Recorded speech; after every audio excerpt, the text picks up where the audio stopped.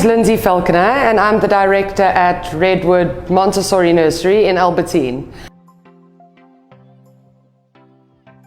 I've been in Montessori for 15 years and today I'm going to be talking about how we can help your child to hold the pencil properly. In Montessori, our first area of learning is our practical life area.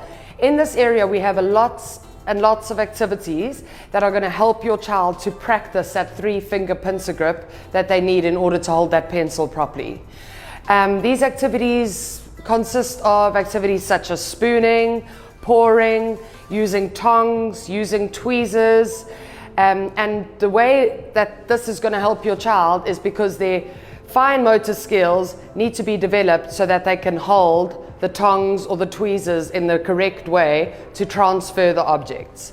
Another way that you can help your child at home is by giving them a bowl and a whisk, and you can allow them to make bubbles with fairy liquid and water, and just that simple action is not only helping you practice that 3-finger pincer grip, but it's also strengthening the muscles in your hand and your arm that you need for the pencil control.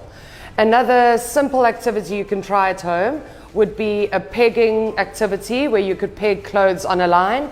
And again, that action that requires the 3-finger pincer grip will really benefit your child. And the earlier we perfect the pincer grip, the easier it will be for your child going forward in his schooling years.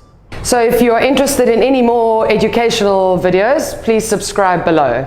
If you have any more tips on how to help the child to hold the pencil correctly, we'd really appreciate it if you could post them in the comments below.